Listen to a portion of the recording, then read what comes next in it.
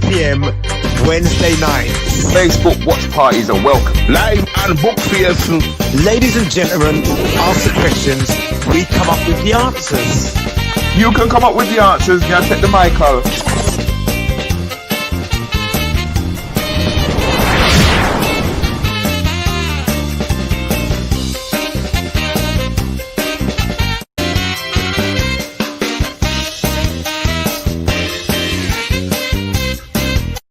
15 minutes with DJ Countryman and Rudi Lickwood. Saturday morning mayhem with two entertainment heavyweight. DJ Countryman from the world of music and Rudi Lickwood, veteran on the UK Black Comedy Network. Join them with interviews. Kick me out. No, I'm not kicking her out again. Just encouraging people to follow their dream and take the risk, take a leap of faith. Go straight in. Could you just tell us what you've been getting up to, please? So I designed a pair of Air Max boots with a Nike. How about my beard? I'm gonna go. Nah, man, you got a good beard, but you look like your forehead soon kiss your neck back. From what I can see here, it look like. Yeah, what am I gonna do? Yeah. You know me, man. I hand the friendship in it because you know how they like their chicken soup and their chicken foot and all. But that's where you from. Keeping it real with Rudi Lickwood. The topical interactive chat show where you may end up being one of the guests with special guests and you the audience. Comedy with Rudi Lickwood. This event is brought to you by Comedy Hotspot. Don't forget, keeping it real with Rudi Lickwood. This is an 18 certificate only.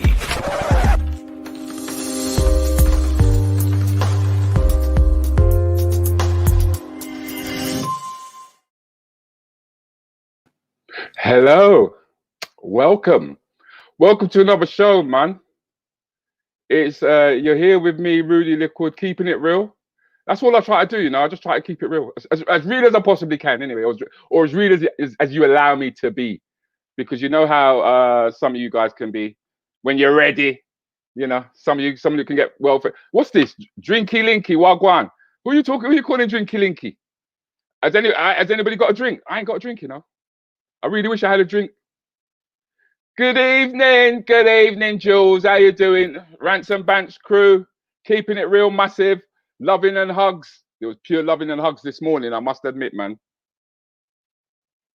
I was loving it this morning, man. Astrid, we missed you this morning. Was you out and about, girl? We missed you this morning, Astrid. We was dropping some tunes for Alley Cat, you know, Miss Antigua. You know that girl from Antigua. You know is who I'm talking about. The Antiguan girl for your birthday. Me reach back on. Reach here. Chocolate is in the room, man. I'm always happy when chocolate is in the room. Brings a smile to my face. The room's starting to fill up nicely. I like the way that the room's going, man. That means that we'll be here for an hour and then we're out of here. So we don't have to hang around. We don't have to beat around the bush. We can go straight in. You get me? Which is really nice. Yes, I do. What? Oh, I didn't ask you to marry me, Astrid. I didn't ask you. I honestly didn't ask you. No. The answer's no, we're not getting married. No, I'm married already. No. Astrid Spice, come on over here. Don't tell me people are in the wrong room. Who's in the wrong room? Yeah, media. Whoever's in the wrong room, you fools. Sharon, I know you're in the right room. But listen. As we've said, we've all decided, we've made it clear that our first interview is always going to be a member of the Rants and the Bants Crew. Maybe not as loud as some of you. Some of you are a lot louder than others. Yeah, but very vocal in their own way. And you know me, you guys know me. I like to introduce my my guests in my own way. All right. So let's have a look at her first before we bring her on, shall we?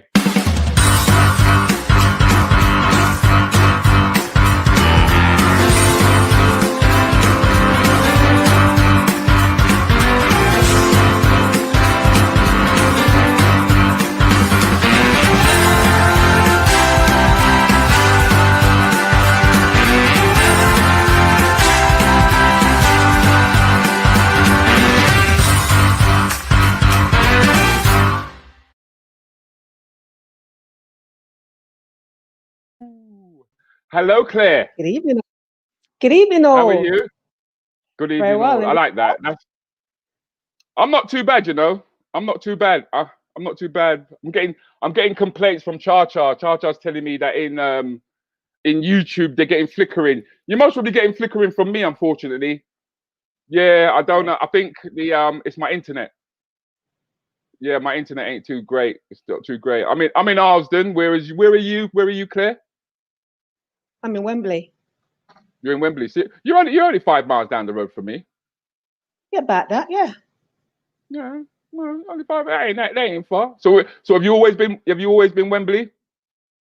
No, I'm a housing girl. Oh, say a bad girl then. Until 19. I wouldn't say that. No, I didn't say that. No. No. No. No, I was born in Harlesden and I moved to Wembley in about 1975, I'd say. Okay. And I've been since. So, what did that mean that you was born in Park Royal? Central Middlesex Hospital, yes. Park Hospital, yes.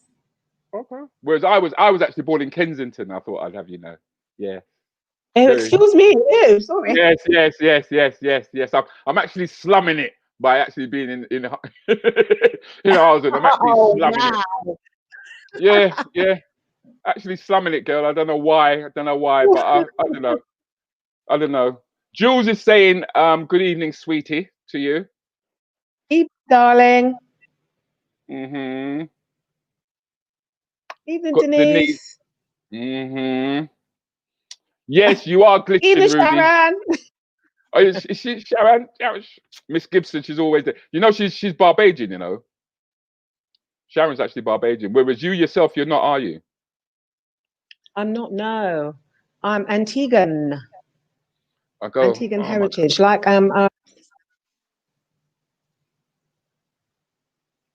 Hold on, I think you just fell out of volume there. Say that again, like.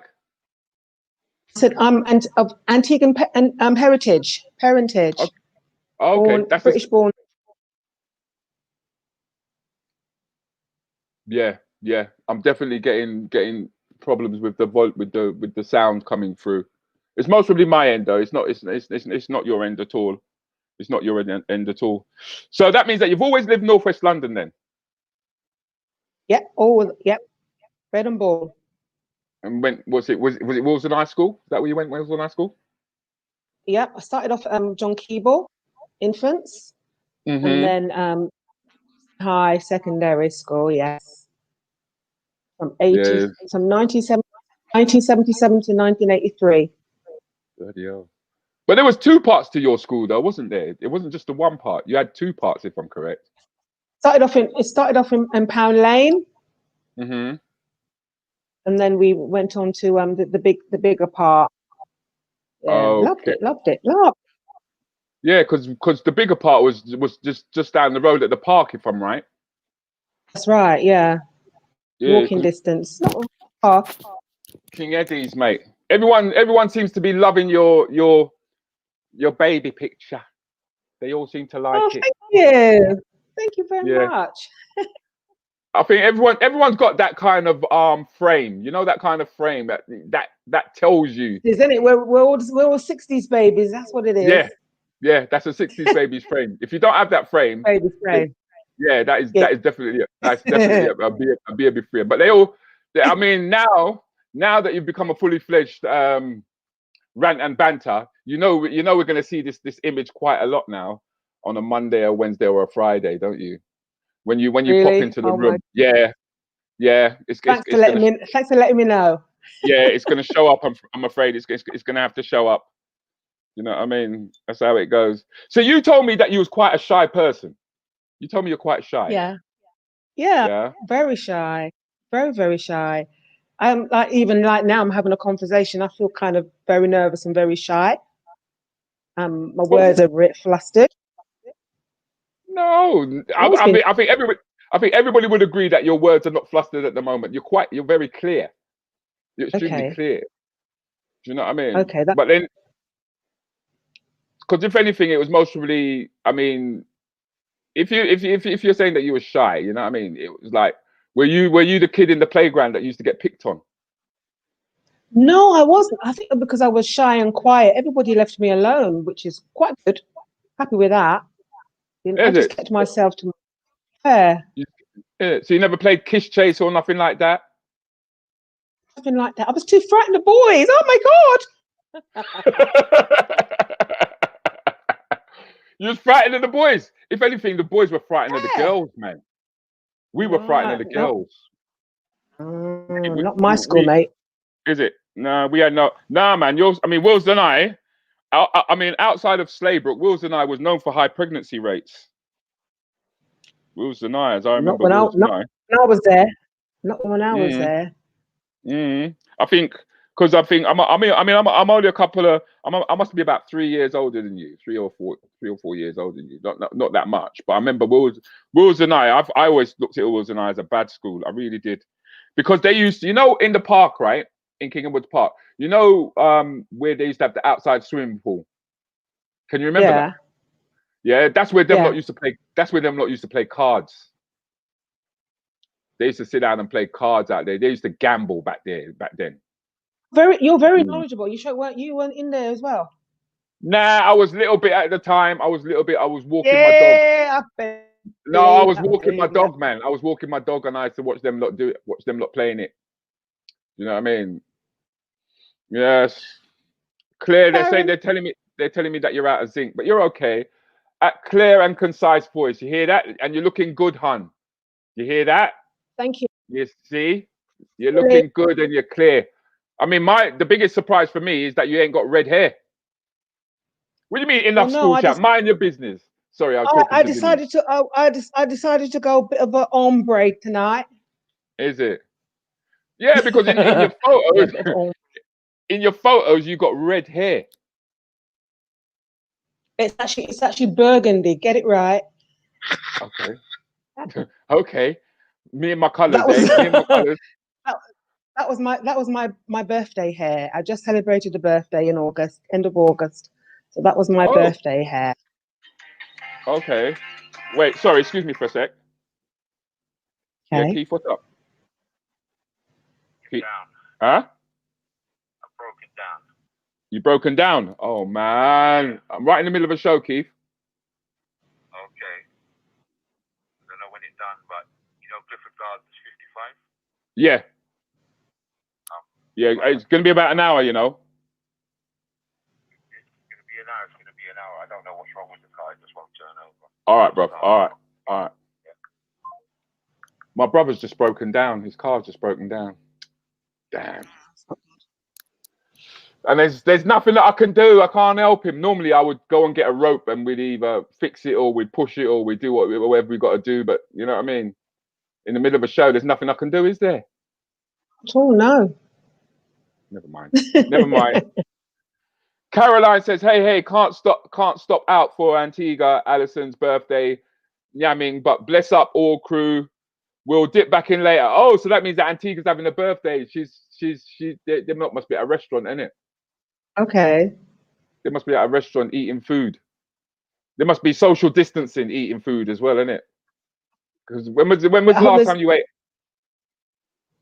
My birthday. The day before my birthday, my kids took me to TGI's. Oh, lovely. In Wembley. Yeah, it was nice. Lovely. Very nice. Lovely. So this is them. Burgundy hair. That's what I was saying. I got a bit thrown by when I saw that the hair was a different color. Do you know what I mean? So who are we looking at? Well, the boy is my son. He's 16. Mm-hmm. Yeah.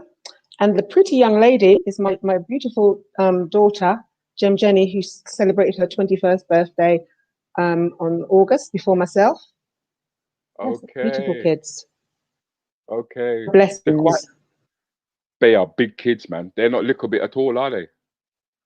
Oh, they're taller than me. My daughter's 5'11", and my son is 6'1", and I'm only 5'9". Look, as you can see. Damn, she is tall. She's wearing heels as well. Those are the heels, though. Those are the heels, isn't it? Those are the heels. So that explains why she's towering over you like she's your mum, as opposed to the other way around. But then I want to come back to you saying, I want to come back to you actually saying that you were shy. You know what I mean? Because a shy person doesn't do this, do they? And the thing is, that's you swigging out of a bottle, mate. That's just for the camera. Just the effect for the camera. That ain't for the camera. That ain't for the camera. That ain't for the I don't drink. Honest, Your Honor, I don't drink. There ain't nothing wrong with having a drink now and again, as far as I'm concerned, man. I think it's only when the only time it becomes a problem when you're having a drink, yeah, is if you're like chocolate, yeah. Because as we all know, she likes to drink. Do you know who that is in the middle? That's Julia, you know. Is that? Okay. That's Juicy Julie. That's chocolate in the middle there. Yeah. Okay. She's a proper little one of these.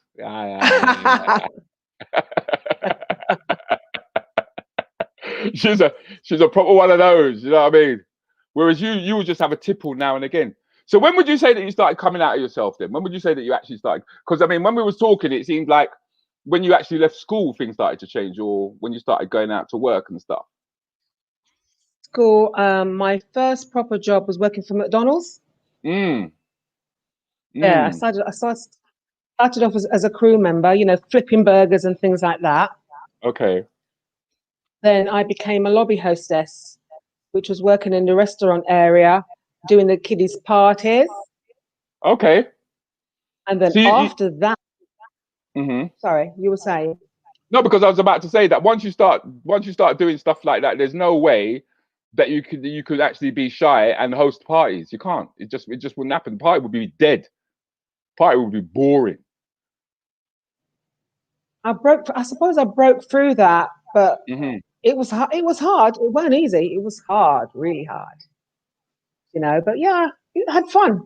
And then I became as well as a lobby host, I became a Ronald helper, which involved me going around to his all the different McDonald's stores. Okay. And organizing his shows, getting all the equipment, get all the area all organized. And then when the kids came in, I'd like be a bit of a comedian. And, okay. Clean jokes, because we're talking about kids here, right? You're talking about kids, yeah. Yeah, the hardest people to entertain, you know, kids, because their attention span is so short. So, do you know what I mean? So short, yeah. I can imagine that must have been like mayhem. I mean, how did you deal with kids that were just rude? What did you used to do to them? I would threaten them. I would just say that you're not going to be able to see. You're not going to be able to say Ronald. You know what I mean? If you carry on like that, you know, he doesn't like naughty children. Okay. And would that normally put them straight? That would normally put them straight. That would be the trick. Okay. So basically they loved that. They loved Ronald. Okay, so basically then that was the that was a bit of psychology there, isn't it? That's all you need, a bit of psychology. Oh, okay. Yeah. Now, what's this I'm seeing? I'm seeing here. There's Jen. What did she say? Find later. Why has she got find later at the end of her name? Why would she do that? Find later. Her surname. Her surname. Is her surname find later? What kind of name is that? Is that an Antiguan thing? Is that an Antiguan thing? Oh, that's a Jamaican. Her father's Jamaican parentage. Okay. Yeah, because I know the Jamaicans, they struggle with the English, innit? They go around putting H's where they don't belong. That's not nice. No, what do you mean that's not nice? Listen, the way that Jamaicans get everybody to have to back off them, and they're loud. They're worse than Nigerians as far as I'm concerned. When I think of Jamaicans, I think of Nigerians because they're all loud. I think the West Africans are actually Nigerians in truth. I honestly believe that. You know what? People have said that Antigua and Jamaican people are the same, but the only difference is Antiguan a lot more quieter. Have you heard that saying? Yeah, but that's because your land is flat. Your land is so flat. It's not like when you talk. Yeah, it's not like the sound has to go over hills and gullies. It could just go straight to your neighbor because on the land flat. It's flat. We've got enough hill where in Antigua where I'm from. Enough hill. Seriously. I live my parents live in a village called Crab Hill. Okay. Because I've actually been to Antigua a few times. I went to where's that place? Nelson's, not Nelson's. Cook. Yard. Huh? Nelson's Dockyard. I've been Nelson's Dockyard. Yeah, it is Nelson's Dockyard. Am I right? It is that is the right place, isn't it? Nelson's Dockyard, yeah. Yeah, I did. I actually went there. Good evening, Avril. How you doing? Good evening, Avril. We got Trevor in the room as well. Trevor's here. Mind you, though, Trevor. I don't know why Trevor's here. To be honest with you. Why? Well, you know what I mean. When you're a little kid, you should be in bed, isn't it? You're supposed to be in bed. But he's up late. So tell me something. What was happening here? Because it looks like are you meant to be growing into that cardigan? I didn't want to take that photograph. That reminds me. That makes me think of, you know, like when your parents buy you a blazer, yeah, and they buy you a blazer like 5 times too big because they feel that you're gonna grow into it. That's what that reminds me of. Like you're meant to grow into it. Well, the place was cold. That was in when I worked for Bonus Print. We worked in the head office, and we worked at the front, and the front door was constantly wide open. So I rapped, and this is why I'm cold. I'm cold. I don't want to take the photograph. Okay. I think you should have put that cardigan in the hot wash though. It would shrink. It would. That's very true. It would have shrink. I've got it. Still got it somewhere. Seriously. Okay. So you held on to it. That's nice. That's the sort of thing that I would have done. I would have held on to something like that. So you went from McDonald's to Bonus Prints, yeah? Is that how it went? Yeah. That's right. I worked to one in one of the stores, and then I worked in the head office, and then one of the management upstairs asked me if I wanted to get involved in the customer service team, so I worked there.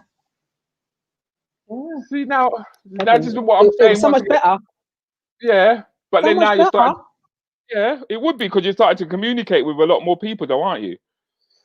Yeah. And I was warmer because it was outside. And it's not so cold there. It's not so cold working with the customers. But then, I mean, before you had your children, you told me that you had a traumatic experience. I did, yes. Yeah. 1996. 29th of July. I suffered a grand mal seizure. Well, in layman's term, a stroke. Okay. Which left me paralyzed on my right side. They didn't know if I was gonna live or die. I was in induced coma for 4 weeks. Whoa. Heal. Right. Whoa, but I made it. Hold on. I was so traumatized just now that I forgot to take the picture away. I do apologize about that. So you actually had a stroke. You actually had a stroke. Grand mal seizure. Right. God. Yeah, my whole right side was totally paralyzed. Totally paralyzed. Yeah, bad times. But I made it. Like I said, I was in a coma. Because what I found interesting was, especially when you mentioned it to me before, was like when you're in a coma, is it something that you remember? Is it something like where are you during that period of time when, like, for 4 weeks you're not physically conscious, but what happens to your consciousness, if you follow what I mean? You're sort of in and out, because I've got memories of my family coming from.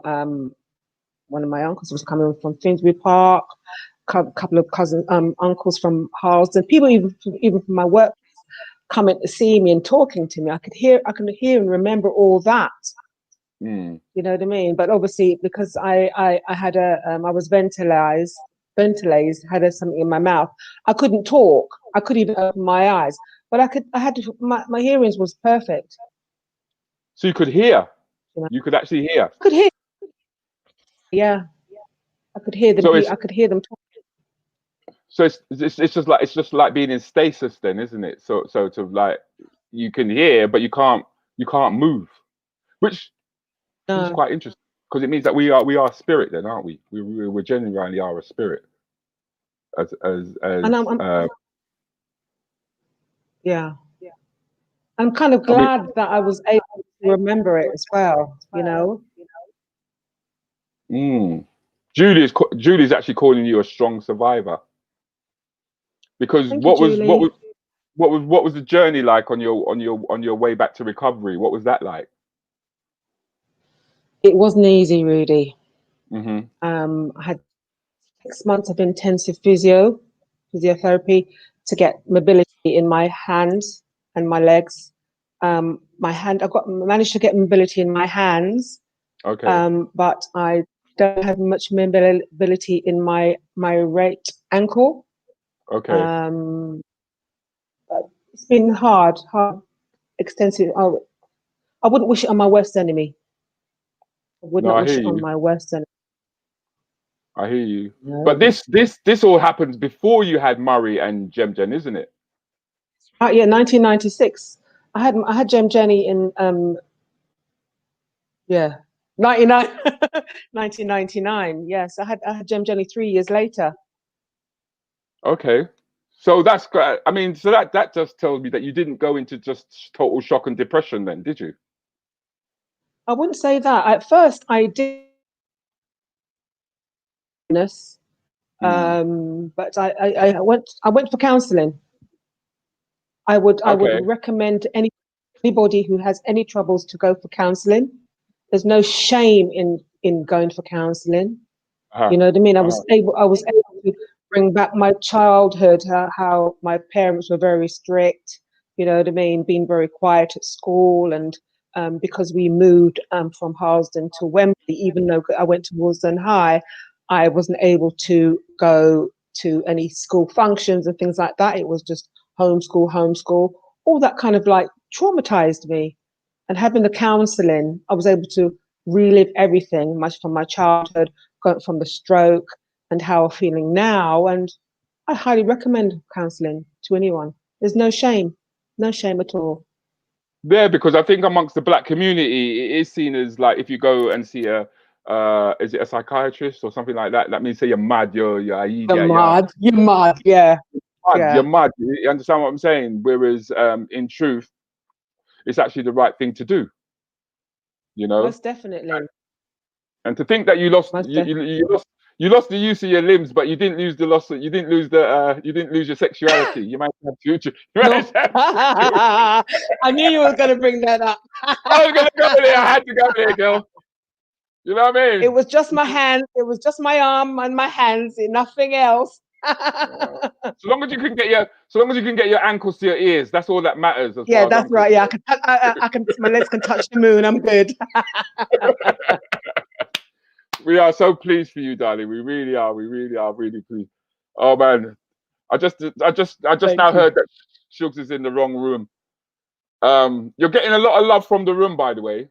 You're getting a lot of love from the room because, like I said, you didn't just bottle down and kind of like go, well, that's it, because you even continued to work after that, didn't you? Once you started to get your mobility back. Yeah, I did at first. I did go back to my workplace, but they retired me. But I didn't want to just stay at home. I did some voluntary work for 2 years. Right. I worked for a company called Aspire, which is a gymnasium, a leisure centre for disabled and non-disabled persons. So I worked there for 2 years in the admin department, which involved me doing the memberships, even actually having tours of the centre. And oh my goodness, I just remembered we had Prince Andrew. Prince Andrew visited as well. Oh God. Yeah, I just remembered. Yeah. I told We you had a things visit come from- back to you as you go along. Do you know what I mean? Yeah. So what was he like? Because he's a bit of a predator, is old Prince Andrew, apparently. Well, not at the time. No, he wasn't. Well, we didn't know that, but he was okay. I don't think I actually got to speak to him. I think the management got to speak to him, but I'm quite happy with that. You know what I mean? But yeah, I had fun. I had a good time. I felt normal. You know, when you have such a trauma in your life, and you think to yourself, "It's me." Is you know what I mean? Is this how I'm going to be? You know, and like going on the voluntary. And keep speaking to people that are worse off than myself with other disabilities. You know what I mean? Just kind of like wised me up and made me more confident in myself, you know? Well, sorry, I didn't mean to cut you. I know Denise is going to cuss me for that. Because, I mean, for me, it's like what your daughter actually said, is that you're actually stronger than you actually believe yourself to be. Because you had to have made that decision that you weren't going to sit back. Yeah, she tells me that all the time, but sometimes it's hard for me to believe that. Well, you should start believing it, girl. You should. Kind of from now on. Tuesday, the 22nd of September, I'm going to believe. Because I was, you know what, when you reminded me that we actually met in Bojangles, and I remember the gold dress, the gold top that you was wearing, and I remember when we actually bumped into each other, it was just, there's a part in Bojangles where there's like a little room to the left where they had the food and everything. Yeah, that's where I was. I think that's where we crossed paths, isn't it? I remember now. And I think the other reason why I remember is because I remember did you have a walking stick at the time? I did have a walking stick, yeah. And I'm glad that you're using that, because some people, you know what I mean, they're too proud, I guess. Well, at first, I was one of these people. Like I said, I had my stroke in 1996. I returned back to work. I took 9 years out, recovered, did some voluntary work, had my children. One day, then I decided wanted to work. And I wasn't walking without the stick, but I was rushing to work one day, and I just took a almighty fall. And then somebody said to me, "Claire, what you're not Superwoman. You can't be Superwoman, but you need a stick." And this is why I started walking with the stick. Right. And I consider my stick my third leg. Without my stick now. I wish I had a stick that was a third leg. I really do. But pencil, has it? Yeah. It's more of a turtle than a pencil, I would say, but it depends on the temperature. It just depends on the temperature. Too much information, really. It's not. This is who I want to be. That's who I want to be. That's the guy I want to be. One day I'll go in the gym and start pumping myself up. It's Shugs. It was Shuga. Shuga threw him at me this morning, and since then I've just had him in my bloody head all day. That guy's just been staring at me on my screen, and I thought, oh my God, what are you doing? What are you doing? What are you doing? So I mean, Astrid actually said something which I really, really liked, which is, it is true. It is your mindset that gets you through. It's your mindset, and you know, when she says it's your mindset, it's your mindset, yours, not other people's, yours.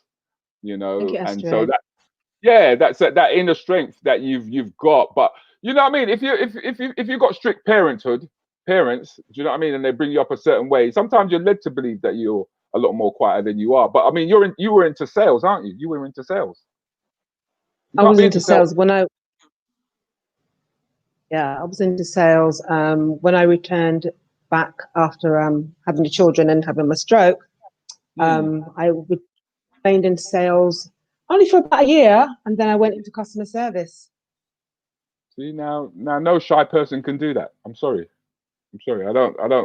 I would, if I had a shy person, they would not be on my phone. They wouldn't be answering the phone for me. Trevor's saying something to you here. He said, Claire, for what you've been through, you are, and never forget, you are a strong woman. There you go. A lot of love in the room. There's a lot of love. Like I said, from Tuesday the 22nd. In it, I wonder if he remembers meeting me. Donna, how could anybody forget meeting you? Donna's just feisty, man. You know what I mean? I tell you, you know when I met Donna, right? Yeah. She was eating at the time. Do you know what I mean? She was smelling their flowers. That's little Donna there. That's my mate. That's Donna. Me and Donna are Guyanese. We're both Guyanese, so we've got a special kind of relation. We've got a special kind of bond. Whereas I bond with chocolate when it comes to a drink. So, you know what I mean? But it's been really, really, really, really nice talking to you. Do you know what I mean? And you are now a fully fledged rant and banter. Yeah, we all know your face now. We all know your face. Yeah, it's going to be popping up quite a bit now. Everyone's going to know who you are. When you make your comments, they won't go unknown. Everyone's going to put a picture to that face, and we're going to say, big up to your daughter. Adieu. Yeah, we're going to say big up to your madam. Jenny. Not only is she tall, but she's a tower of strength. She is. She's a tower of strength. Rock. And there's Denise being rude. Rudy, you have a third leg. Shut up. There's Avril. Third leg. What are you like? What are you like? What are you like? Let's see what. This is what the guys are saying to you. Let's see what they're saying. You know, you and me and Trev are going to get roasted. So that's Shubs chatting. There you go. Sharon is saying mind over matter for real. Trevor is saying, Rudy, stop lying. It looks like you had chicken foot. Ah, shut up. We'll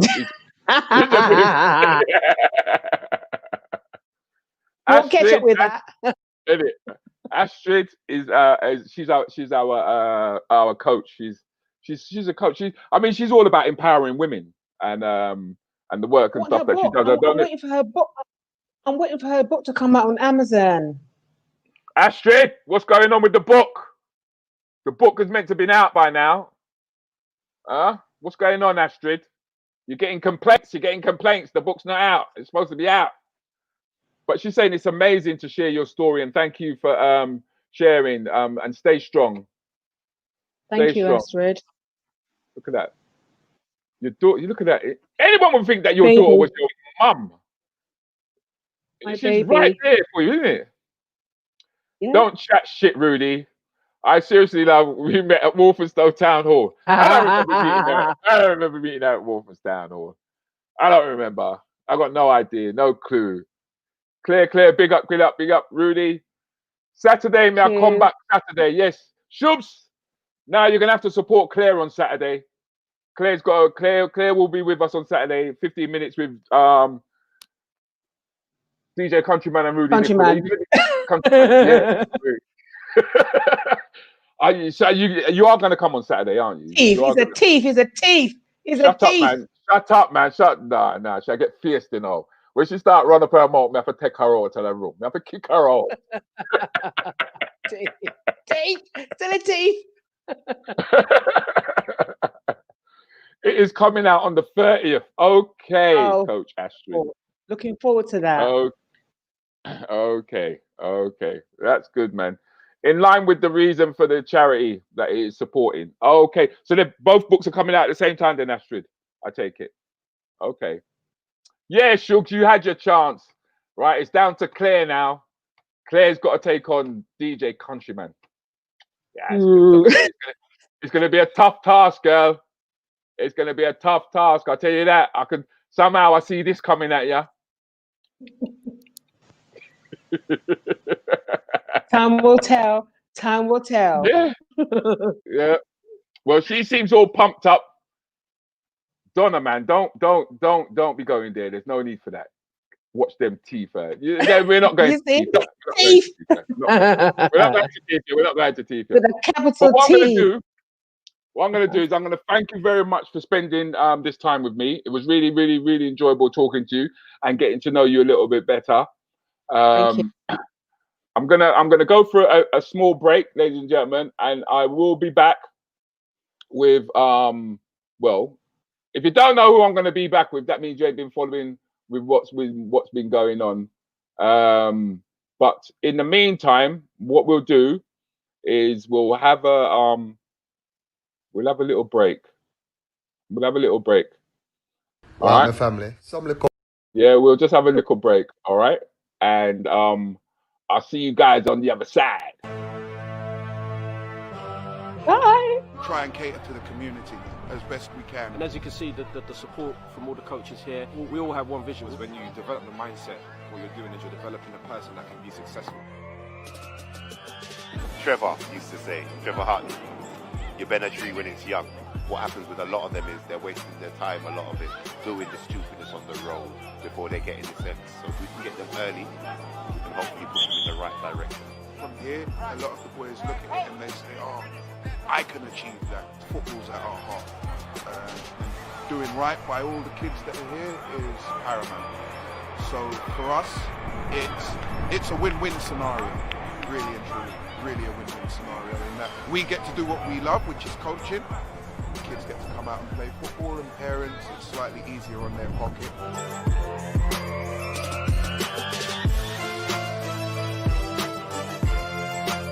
We love looking after young people and just basically helping them in their football development. The academies look after all the senior kids, all the elite kids, and we look after everyone else. The conveyor belt of talent coming from North West London isn't as frequent as South, West, East and North. So when we do have success stories, it's important that we use those as reference points to the younger people to make them know that where we come from, we can make it. This is where I'm comfortable. This is what gives me the most joy, watching them not being able to kick a ball, and then 6 months later they're able to do things they never envisioned them doing. A lot of people focus on the footballer, and then when the talent doesn't manifest in the way that the coach may like it, goodbye. For us, no, that's the beginning. It's giving back to the community. I've been working for the community nearly all my life, and this is a big part of it, just giving back.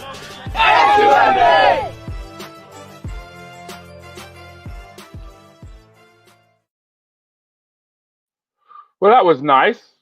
That was nice getting to meet Claire the way that we did. I was quite surprised when she told me that she actually had a stroke and she came through it and what she had to go through.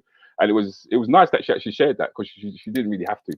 And I think you could judge for yourselves. I don't think that she's really as shy a person as she believes herself to be. And I think her daughter knows her that much better than she may even know herself. I mean, to be doing sales, to be messing around, you know what I mean, from such an early age, doing the Ronald McDonald thing and all of that kind of thing, there's no way that you could be a shy person, man. And as far as the quiz goes on Saturday, all of you bad losers, you're just bitter, you're just buttier, you're twisted. Yeah, you can't beat the country, man. You can't beat the quiz master, and I might part that. Yes, Trevor, big up. We know, Trevor. We all know. We all know. But I've been waiting to have this conversation for a number of weeks now with the gentleman that I'm going to bring on, because he's somebody that I actually look up to, somebody that I have a hell of a lot of respect for. Me no know why. Yeah. He's a consummate gentleman. And I can see that some of you are bawling out his name already. Yeah. But before he comes on, yeah, you know me. Let's have a look at him first.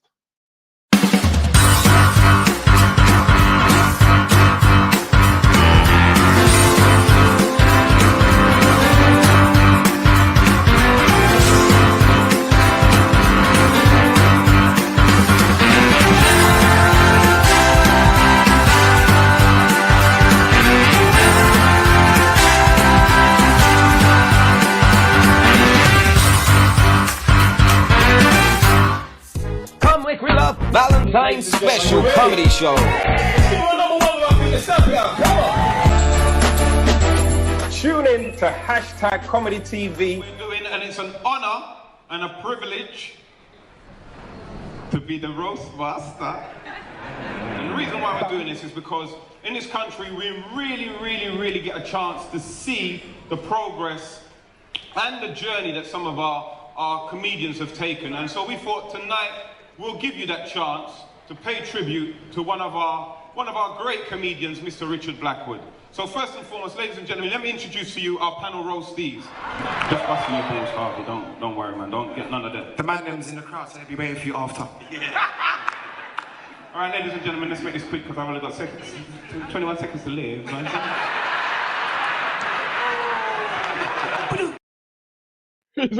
He's a very funny man. He is a very funny man.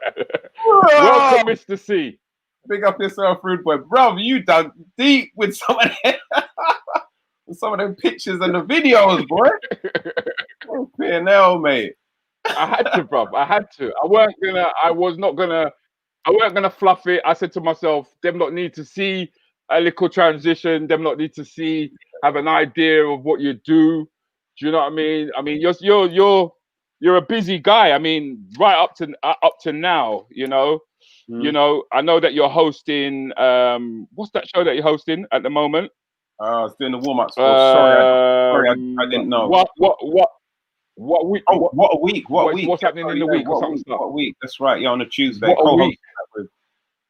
What a week! Yeah, man. A kind of weekly talk show, news, events, but it's for us, by us, man. That's how it is. So myself, Tony Crossbody, and again we had Terry, who was hosting it, but she's working on another program now. But yeah, man, it's a fun thing. It's a fun thing.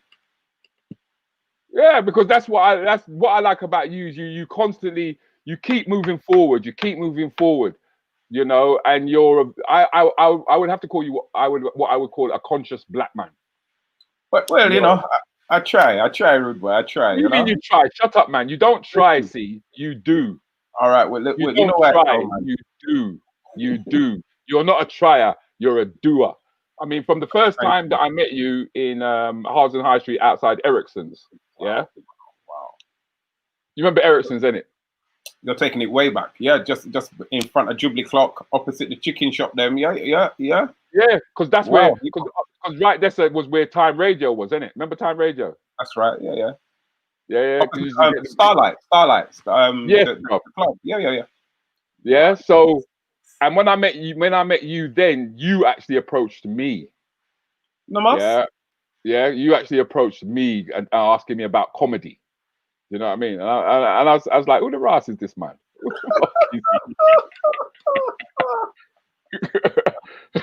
Because where did your interest in comedy come from? Where did it actually come from?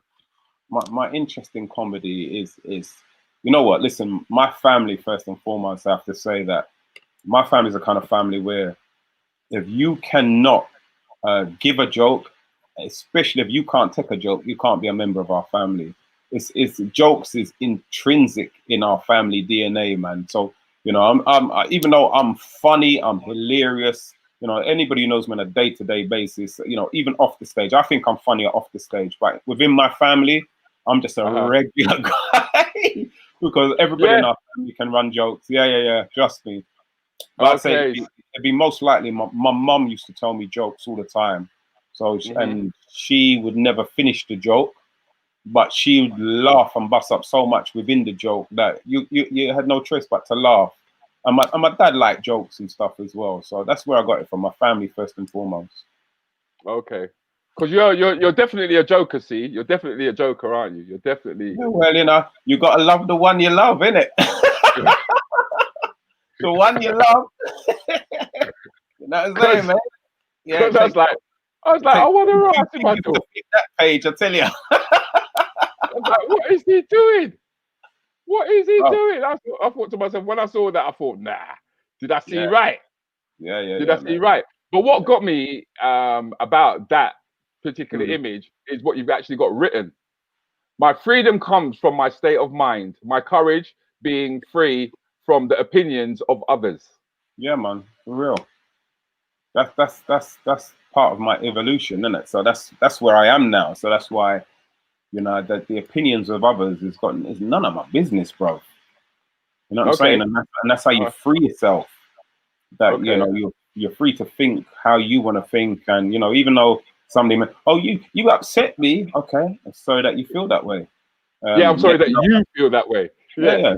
Let me know how long you want to feel like that for, and then we'll pick back up where we left off. But if you feel say that you can't talk to me because you feel upset with me, then all I can do, I'll apologize, and that's it. It's done for me. So what? Tell me something. So then, if you told a joke on stage and it upset someone, you would apologize for that? No, it depends on the joke, to be honest with you, boy. So, like for me, I believe stand up is something that you stand up in. So, you know, I'll give you a prime example. There was a joke that I love this joke, and I did it at Broadway Theatre in Catford. It's a joke where I talk about like I could never speak back to my mum, because if I spoke back to my mum, I'd have to do stand-up comedy like this. And then I get a chair, I sit on the chair, and then I do this. I spoke back to my mother, and she did this to me. I did that joke, you know what I mean? Okay. And what happened after, because I tore the place down with that joke. And after the show, you know, as it goes, Rude Boy, you get people coming up to you, oh my God, you're so funny, can I take a picture with you, blah, blah, blah. And this couple walked up to me. And because I've had around about like 10, 15 people already tell me, oh my God, you smacked it, you killed it, my arrogant self just thought, here comes another compliment. Okay. And what happened was the lady said to me that, you know what, I think you're a real funny guy.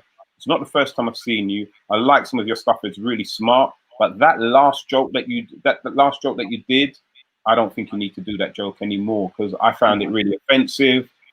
I've got a son who's disabled. He's in a wheelchair. And when you did that joke, I thought you were just taking the mick out of him and people like him. And I said to her, that, well, I really respect the fact that you coming up and sharing that with me. Sharing it, yeah. However, the joke is not about your son. The joke is about if I was to speak back to my mum, the licks and the correction that my mum would have done, you felt like your life was in danger. Or if you didn't lose your life, at least you're going to end up frigged up. So, you know, as much as, you know, you want to come and bring that to me, it's just a joke. And I did for a couple of days. I thought about it, you know, oh, should I do it? And then I was like, you know what? If every time you go out and you perform and you do a joke, you could get out of an audience, out of 1,000, 999 people like that joke. But if one person found it offensive, does that mean that you don't do that joke anymore? So for me, it's always about how I feel about the joke. I'll take information back from people as regards to how it lands with certain types of people, but the decision is always with me. And for me, I still do that joke. Yeah. Yeah, and good on you. That's what I'm gonna say. I would say good on you, because you know where it's coming from. So, so who was Mr. C before comedy? Ooh, look at that. Mr. C before comedy was. Oh God! Before comedy, as a 9-to-5er, I was a suit mate, whistle and flute guy. I was a guy. Yeah, I was working in the city. I was working for Prudential Corporation, Prudential Assurance. Treasury supervisor was a job title. You was handling the money. Shut up. Yeah, man, come on. Foreign currency, you know what I mean? Fixed assets. Listen, mate. When I first started working in the second building that we moved into, out of around about 450 staff, I was probably one of only 2 black men who was working in that building who weren't either security, cleaning, or catering. So for me, it's like when I walk in there like I'm a done, bro. You know what I mean? I walk in there. So like for me, Mr. C I was an office guy. I was chasing the money at work. And as far as I was concerned, that's where I was going to be until my retirement came in and my pension, my fat pension. Whoa! Okay. So you're saying that you left work voluntarily, because that's not how you told me it went down. Well, no, I wouldn't say I left voluntarily. I think what happens in life, and I'm an advocate of this, is that every now and then you have to make a life-changing decision. And I made that decision based on the fact that they sacked me. They sacked my blood. Yeah, man. You gotta go. That's it. We've had enough of your black. You gotta get out. You gotta get out. You gotta leave. It's not even invented yet. You got to go. Oh my God. Oh my. Was it one of those situations where they told you at 5 o'clock, or did they tell you like if they tell you like at 12 o'clock that you got to go because you know you're gonna fuck up the place? Yeah. But or did they tell you like just as you're about to leave? When did they tell you? How did they tell you? It was the middle of the day, mate. It was the middle of the day. It was a scheduled meeting. You know, we had one or two little debates and one or two little discussions previous, and then they had a meeting scheduled for me. I went into that meeting, and I think they wanted me to comply with the final request. And I was saying to them, "Ew, this is me. I'm not going to change." And it came as a shock to me. I ain't gonna lie. You know what I mean? You know, it's worked its way into material now, but it was, I think, in the whole of my working career, that was the biggest shock that I've ever faced, because I didn't honestly think that they would have done that. It was a shock. I'm not surprised to actually hear you say that, considering how proud you were of being in a suit. But I do recall that when you initially came down to the comedy school, and I was tutoring at the time, what I found so refreshing about you was that you was talking about the everyday mundane things of being at work, as opposed to at that time the way that the comedy used to be spoken about was it was always about coming from Jamaica.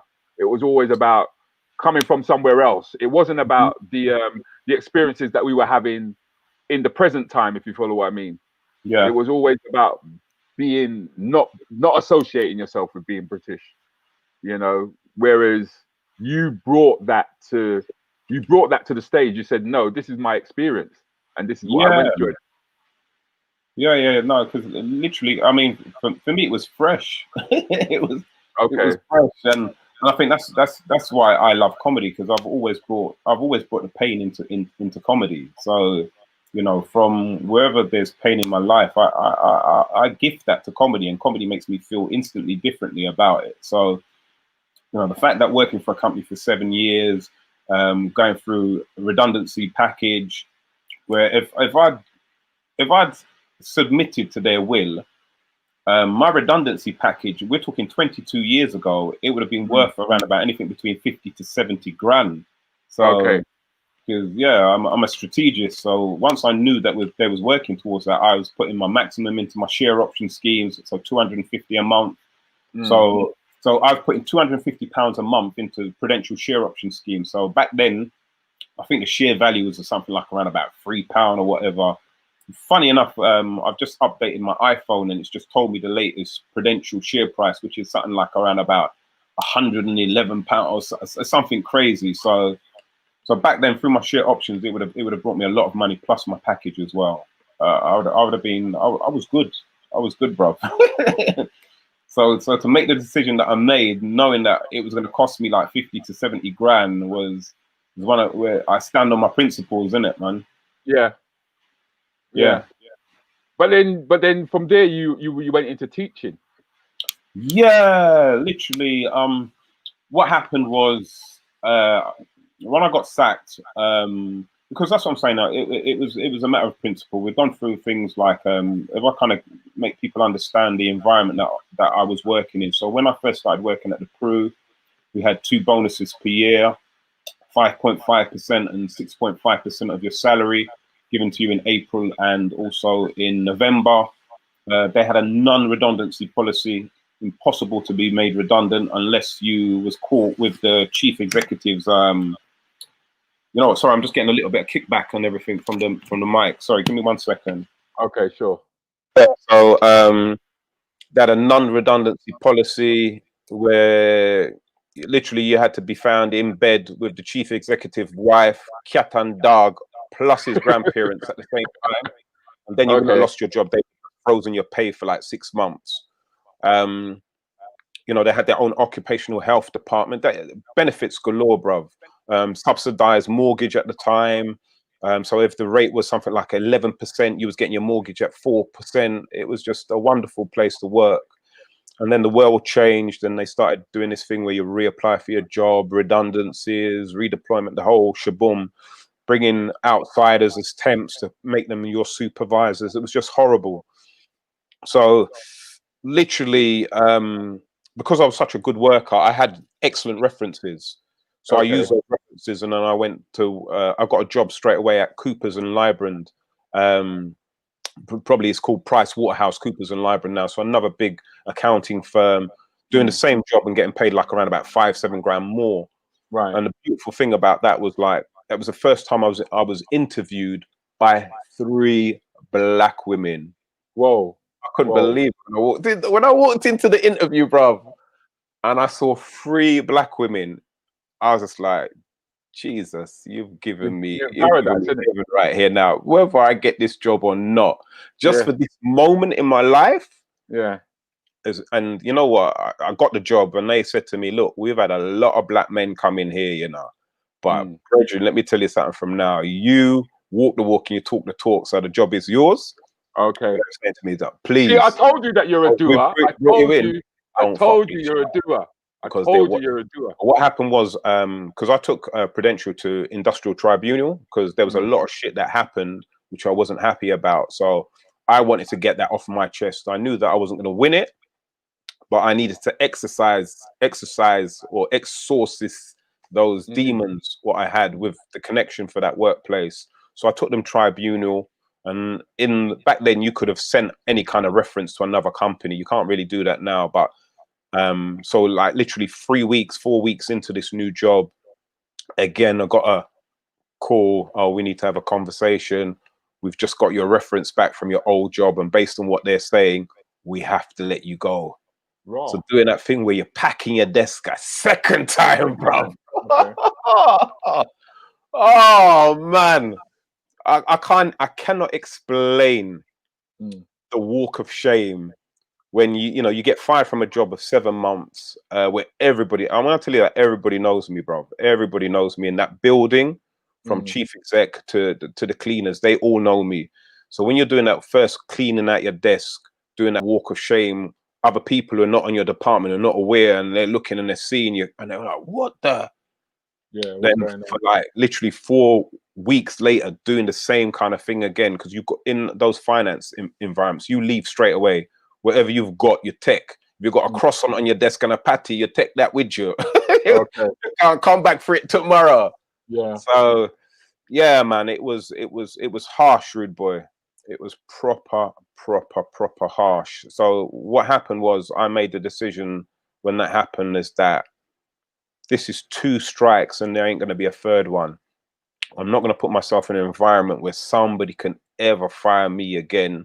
And in the back of my mind, because I think the change for me was when I came back from the Caribbean, that I started looking at myself in a different light and saying that, you know what, you got to walk your own path. And in my back of my mind, I said, I'm not working for no man again, and I'm going to do the things what I love. And that was the first 2 things that came up was teaching and comedy. And I said, yeah, I'm going to do that.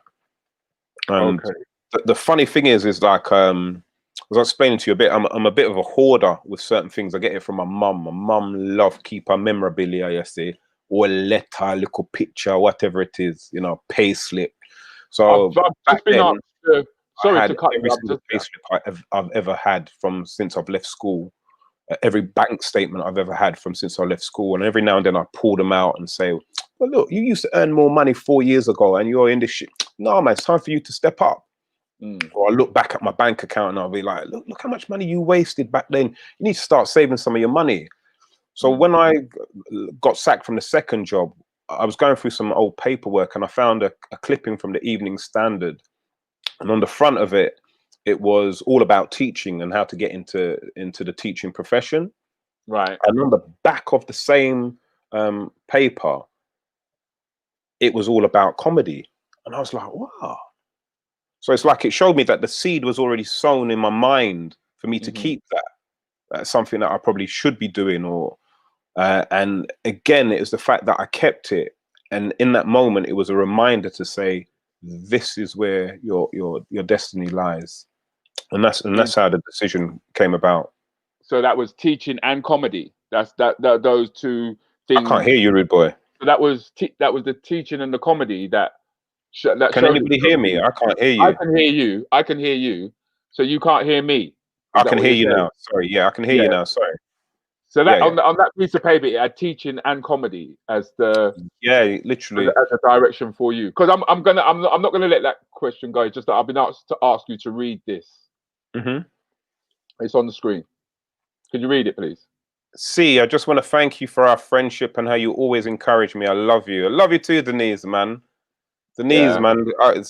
Again, another special friend through Roots Comedy in Coventry, where, you know, it's as you know, Rude Boy, sometimes as comedians, we go out of town to do a show, and it's a town that you may never have gone to before. Like Birmingham, I know very well. Birmingham is in my DNA. So for me, Birmingham, I've been going to Birmingham since I was a child. I can literally close my eyes and walk to Birmingham. Coventry was a place where I never went as a child. So to go there for the first time as an adult to do comedy, you don't know what to expect, because you hear the stories about Coventry, which is, you know, you get sent to Coventry. Yeah, you get sent there to shut up and never to be seen again. Yeah, man. But from the time I stepped foot in that town, I can honestly say that the warmest of welcome from people like Colin Bell, Denise Francis, you know, so many Parky. There was even a taxi driver, a black taxi driver in Coventry. You know, you only invited me down there once. You know that, don't you? It's only That's once. not true. That's not true. It is That's true. not true. It is true. It's not How true. many times did I go down there for you? You've been down there. No, not once, Rude Boy. It's never once. Bro, I'm telling you. It's not once. Anyway, whatever. If that's what you think. That's what I think. Yeah, that's what I think. That's what you think. What can I say? You know what? If that's the case, it's because of what Denise wanted.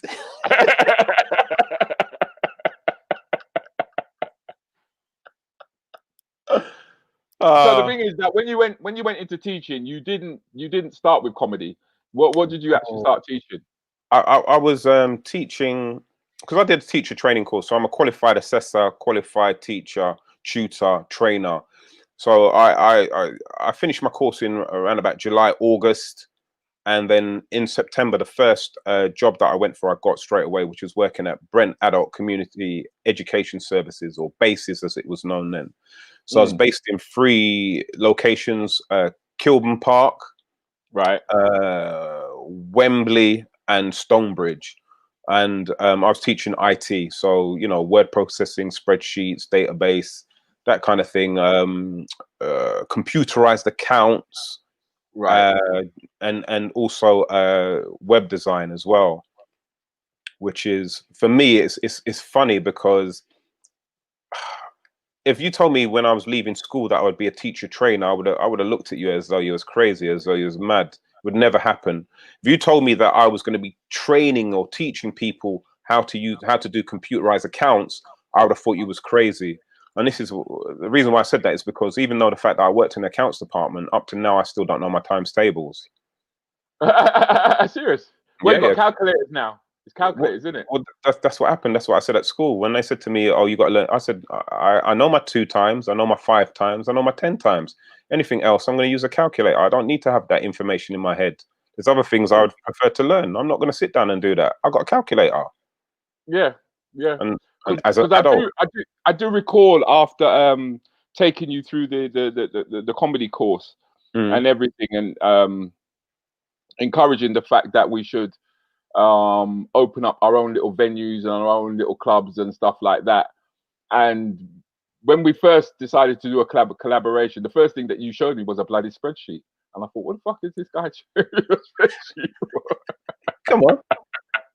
Come on, bro. And you was like, come on, man, let's get organized. And I was like, what the fuck is this? That's all we got to do is go in there, set up a mic, put up this thing. And he was like, no, Rudy. We got to talk about the marketing.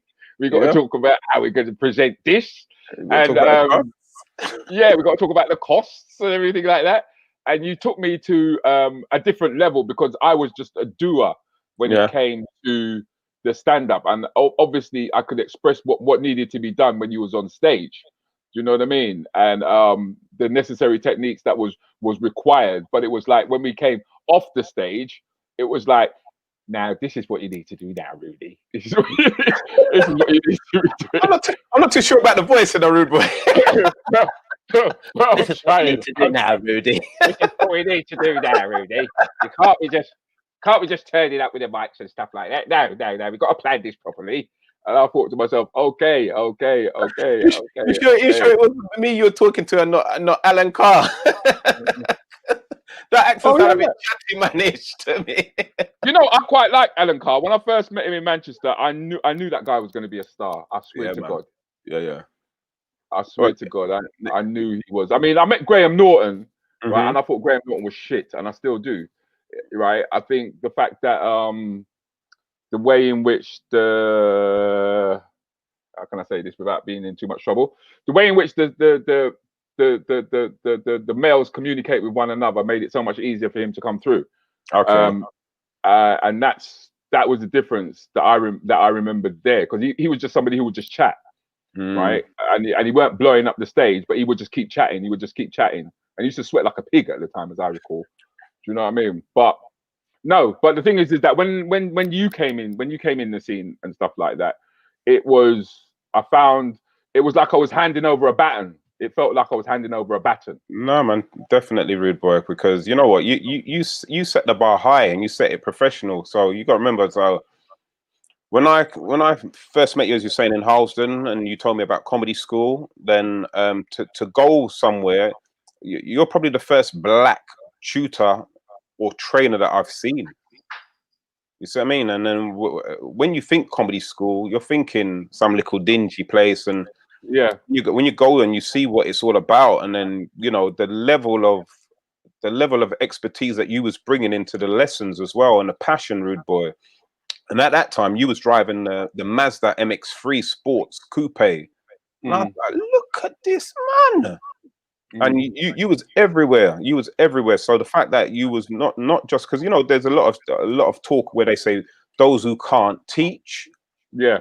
But you showed me that you could do, and you was doing better than most, and you was teaching.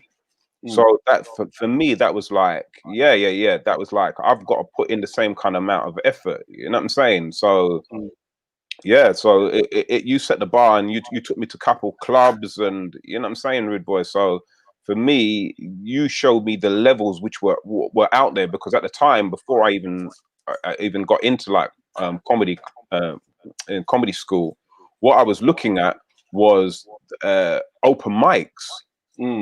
Or what I'd see on TV. So again, you know, you showed me some different levels, some completely different levels.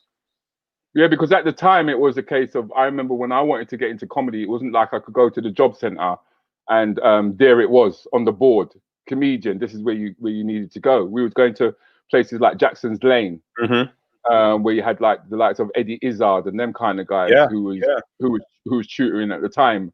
And when I was trying to explain to them that there's a Black British culture and we have an identity that you guys can relate to, they were like, well, no, we can't relate to it. It's got nothing to do. And it was like, they didn't want to know. They didn't want to know, which kind of told me that there was no path for Black comics. If where were we going to find a ladder that we could actually go up or crawl up? And I think to myself, it kind of began with like Keith Palmer, who is the principal behind the comedy school, myself, and you creating that pathway, that led to the stages, that led to the clubs and what have you, because you then started teaching at the comedy school as well. Yeah. But you know, I'm just going to go back a slight little bit, because what happened was it was, you know, as I said, like you set it with the professionalism, Rude Boy, and the comedy school with yourself and Keith. For me, as I said, you know, everything that every path and every journey that you go on in life is for a reason. So the reason why I was at Prudential Corporation for 7 years to be sacked was that it gave me a very good grounding as regards to being organized, access to personal development, again, just understanding business from just looking at invoices and how big companies do things. So again, I've already had that mindset that, you know, when opportunity comes, my phrase is that opportunity never sleeps, you know, and that's something I learned from my sister, my out of my three sisters, my youngest sister, she's very much like me, kind of, even though a black sheep of the family, she would see an opportunity and she'd turn it into gold dust. So, excuse me. So like for me, it was like I had that business grounding, but also that opportunity never sleeps kind of ethos from my sister. So that when I see something, I can say, all right, I can work something here. So that's how I started doing my own shows. That literally at a gig one time when somebody said that, you know, the guy who was promoting it was so rubbish that the guy didn't want him in the venue anymore. I saw that opportunity to say, give me the night and I'll run it. And that's when we started Come Make We Laugh. Okay, because let's go to Corks, right? Yeah, that's right. Yeah, let's go to Corks, because what people may not know, or not many people may not know, is just how important Corks was in terms of when it came to the London black scene. Yeah. Yeah. So let's start with your nights before we move on.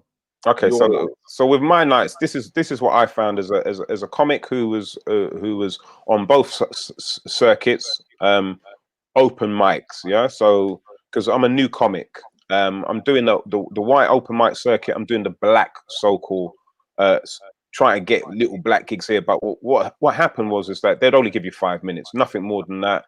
And for some shows, some black shows, then they wouldn't even look at you. So in the house, which was at the comedy school, store. Yeah, because you had to be seasoned to go in there. You had to be seasoned to go in there. There wasn't having you. So, and I found that kind of frustrating. So Corks Wine Bar was set up to give us a This is on Binney Street, yeah? Yeah, Binney Street. To give us a platform as comics for us to try out new things. Like, you know, who's going to give me a chance to host a show?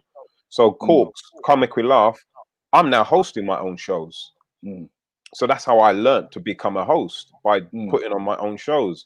And through that, I was able to give people, again, their first platform. So Quincy, Special P, Kojo, Donna Spence, Ninia Benjamin, Maverick, Victor Daniels, Terry Mayers. Oh God, there's a few other, Phoenix, Nubia Phoenix, Caroline, so many others. And again, not just with comedy, because what we did as well, not even say what we did, what I did was that I also recognized that there were singers and there were poets out there who had phenomenal talent. So people who performed at Come Make We Laugh was Estelle, Flowetry, you know, list goes on. Great poets like 3+1, Carl Ramsey, Darwood, and God, I forgot the other guy. He ended up getting married to Natalie in Flowisis. I forgot his name's escaped me now because we're don't worry. But it was about creating those platforms again. You know, late great Owen Cornelius. So. So through that, we was able to have our own platform where we could be free to grow as comics, and that was very fundamental, and it created a network for us. And again, for me, it's very much about pulling people together, Rudy. So with that, it was like we formed friendships, like myself and Quincy. You know, I'm godfather to his daughter. You know, Special P, Peter Francis. Back then, you know, even up to now, I'd say he's my left-hand man in comedy. He was my right. So, you know, whatever I needed, he would support me, and vice versa. So there was a lot of, you know, Donna, Maverick, a lot of support. Reds, we all supported each other through the journey and through the process. Yeah, because all the names that he's throwing at you is like, at that time everyone was passing through my hands, and then from passing through my hands they went through to Cee's hands. Yeah. And it didn't actually stop there, because Corks was then taken over by Kojo. Right. So and, So from Kojo taking that over, that's when we started getting the Dave Chappelle's coming over here. That's when we started getting the Chris Rocks coming over here. Yeah. And so the circuit in that way it actually started to grow.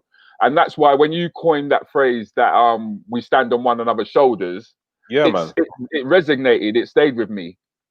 100%. It stayed with me.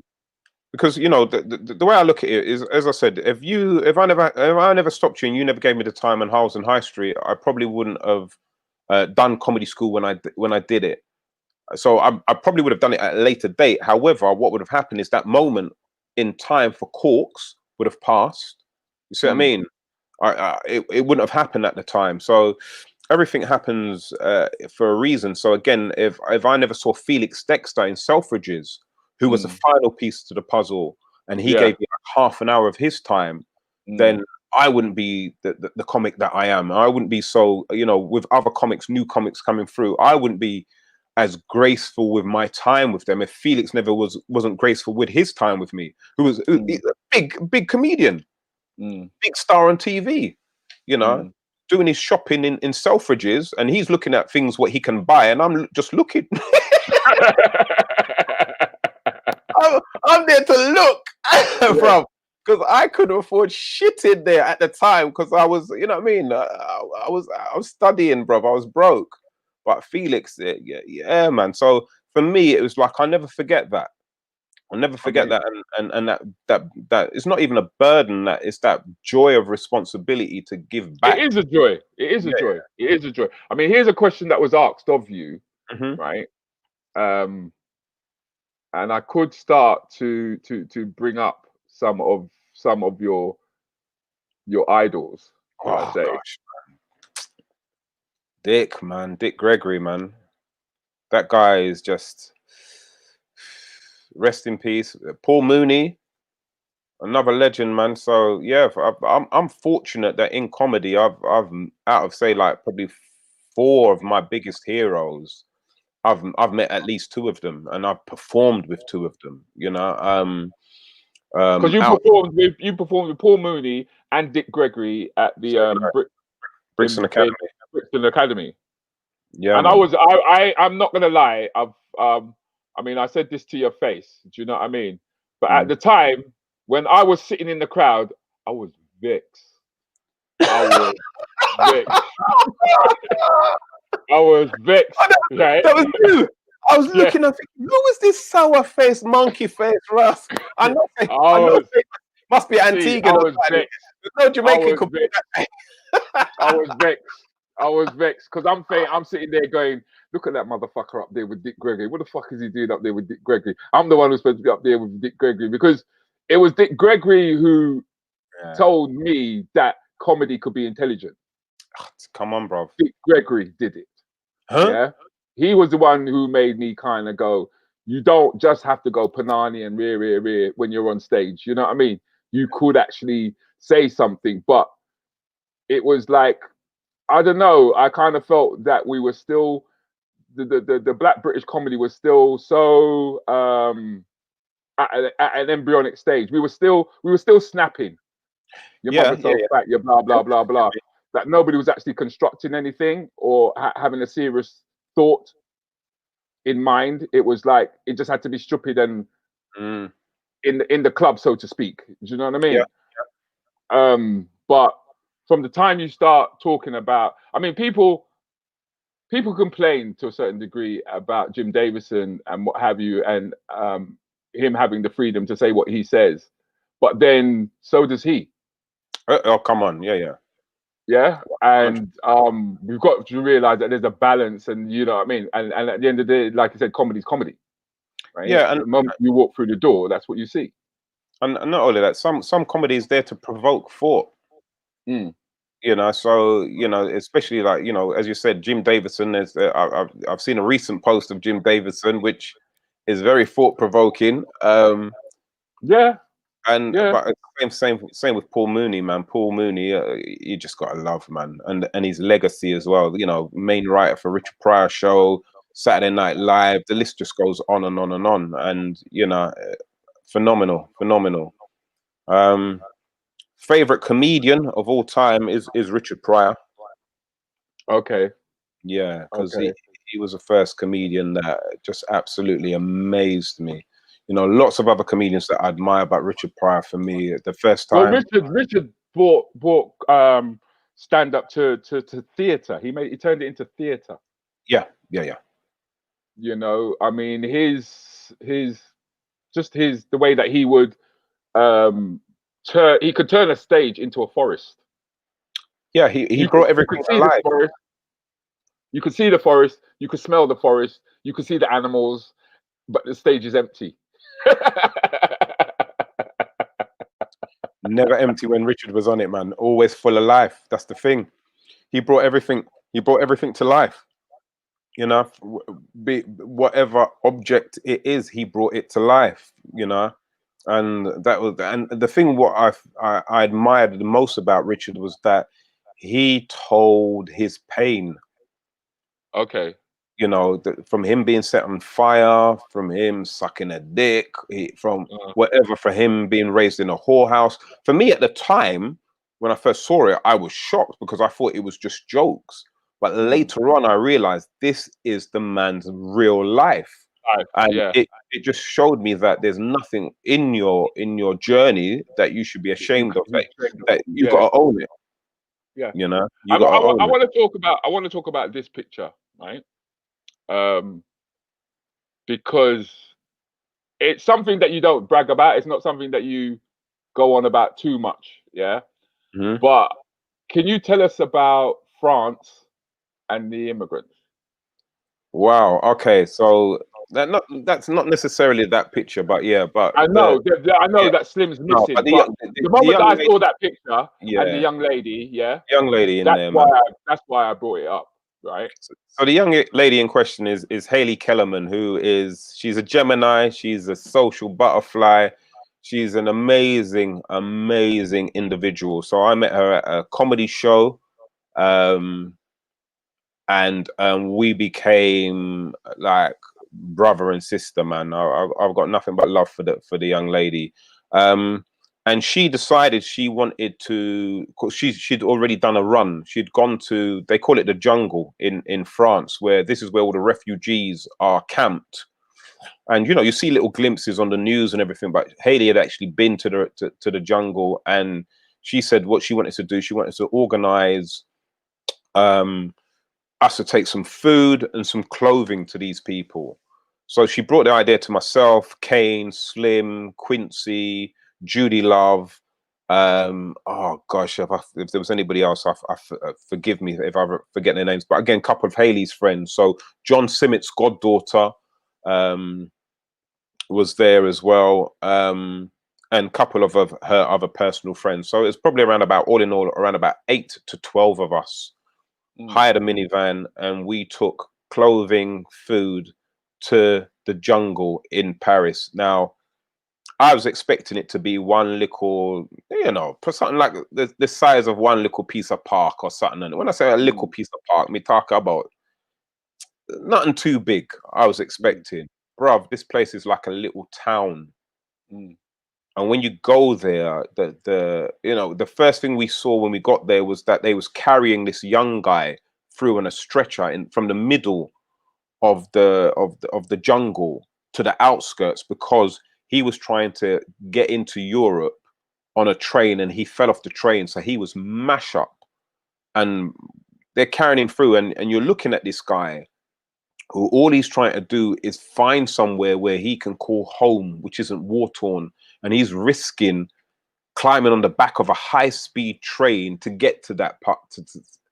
And he's fallen off and he's broke up, brother. And they're trying to take him out because no ambulances will come into the jungle. So they've got to carry him through to the outskirts. And you're thinking, is this man going to live? And that's the first thing we saw. And I got to be honest with you. I'm a scornful person. So, and there's certain things which I just, in my head, certain things I don't do. Like anybody who knows me knows I don't eat pork. I could be in the desert. I could be dying of hunger. I'm not eating you're pork. Very fussy when it comes to food. You're very fussy. You're very fussy. So I don't do tea or coffee anyway. Yeah. Okay. Sorry, people, could you please forgive me? And I'm also going to ask Claire to forgive me. It's just that the conversation was just moving. And Claire, I didn't forget about you, darling. I do apologize.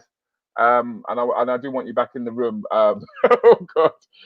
It's just that once I start talking to Cee, I get engrossed, as you could well and truly understand. As you can understand, because we've only really just touched the tip of this man, ladies and gentlemen. I'm telling you, I'm not lying to you when I tell you that we've only just touched the tip of what Mr. Cee is about. And unfortunately, time has actually caught up with me. Oh, gee whiz, flow. Yeah. And I know I've still got loads down here that I should be discussing with you, see, or that I should open up and allow people to see more into who you are and what you're about. Oh, I did forget about Claire. My bad. Yeah, normally Denise is the one who's bugging me about not bringing people back in the room, right? She's normally the first on the case. Yeah. But as you can see, you're a very engaging individual. You've done a lot of things.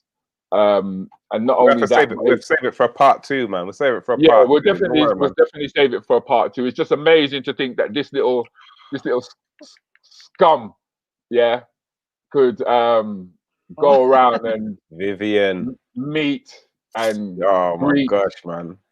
Larry Holmes. The people that you have, you know. Jeez, man. You're a wonderful individual within your own right. Who's that? Who's that guy? Countryman. That's Countryman. Countryman, he looks slim. Less up country. Yeah. Two very important individuals in the scene of. No, listen, we have to quickly just touch on John Simmet, man, because okay, go ahead, bro. Please, man, I can't have a picture. Bless up Jeff Amer as well, Sexy Rex as he was known, but John Simmet, I've got to say it again. You know, when we talk about standing on each other's shoulders, so again, John Simmet, he gave me my first black gig, upfront comedy, Richard Blackwood's Slim. But also that guy, he's the reason why I started doing the main circuit, which was Junglers. He invited Donna to come down and watch me. And you know what? I don't really say this to many people, but because of John Simmet and what he'd said to Donna, she came to watch me at Upfront Comedy in Croydon. And at the time, Junglers, when they was auditioning you had to do around about 4 to 8 open spots, and then they would make a decision whether they was gonna have you on their books. John invited her down to Upfront Comedy. She looked at me once at one of his shows, and she gave me a spot at Camden, Junglers Camden, which they paid me for. And then from that gig, they started paying me, bruv. So I didn't even do an open spot for them. So that's what I'm saying. I've got so much love for John, and also when I first started, John is the beginning of the black stand-up circuit, going around the entire country. It started off in Sheffield on the back of the Posse and the BB crew. But like I said, we could really go on and on, Mr. C. No, John Simmet, man, love you, my brother. Yeah, I would love to continue this conversation. But unfortunately, we have run out of time, which is a shame. And lovely to hear your story as well, Claire, man. You're a hero, mate. Shiro. Thank you. Yeah, here you go. You can have some of that. Here you go, Shiro. Have some. Oh, yes, please. Oh. What say now? What did you kick him out of bed? What was that in the middle? Was that Idris's elbow? I think it was his elbow. All I can say is thank you very much for joining me, Claire. And also thank you very much for joining me, Mr. C. Once again, ladies and gentlemen, thank you for tuning in to keep it my chat show, Keeping It Real. I hope you guys enjoyed today. And I hope that you'll be back. And for the Rants Bants Crew, I'm looking forward to hearing what you've got to say on Friday. So you guys take care, and we'll catch up soon.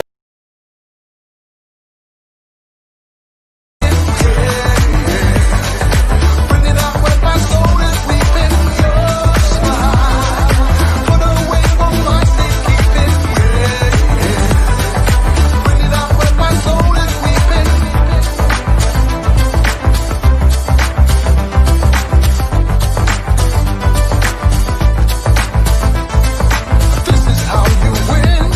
Steal away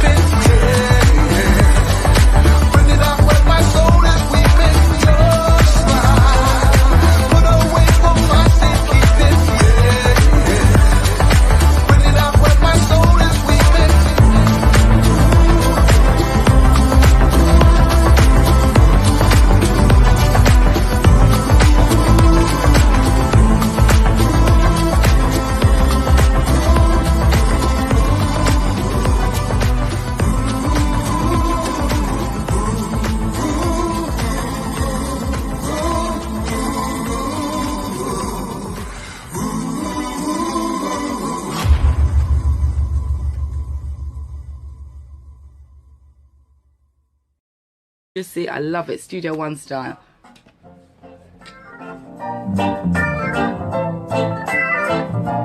Hey, happy birthday! If you're celebrating. Now's the time, it's not too late. There's plenty time to celebrate. Your special day is here at last. Your friends are here, the champagne pops. The atmosphere is filled with cheer. We're staying awake, yeah, yeah. We're raving till the next day. It's your earth and birthday treat. Make sure you get cake, yeah, yeah. I'll never forget, yeah, yeah. It's your earth and birthday treat. Happy birthday if you celebrate. Yeah, yeah. I gotta say, yeah, yeah, yeah. It's your earth and birthday treat. I gotta say, yeah, yeah, yeah. It's your birthday. Happy birthday. It's your earth and birthday treat. The sun, it creeps inside the room. Shadows move, the wall is used to hold you up as she presses hard. Wallpaper sticks to your back. Your friends, they laugh, you feel so cracked. Now Mr. Ray and his nephews got you. We're staying awake, yeah, yeah. We're raving till the next day. It's your earth and birthday treat. Make sure you get cake, yeah, yeah. I'll never forget, yeah. It's your earth and birthday treat. So let's make some noise, say yay, yeah, yeah. I gotta say yay, yeah. It's your earth and birthday treat, and birthday treat. Good morning. The DJ starts to pick things up. He's playing tunes so smooth you just wanna sway. 'Cause now's the time, it's not too late. There's plenty time to celebrate. This special day is here at last. We're staying awake, yeah, yeah. We're raving till the next day. It's your earth and birthday treat. Make sure you get cake,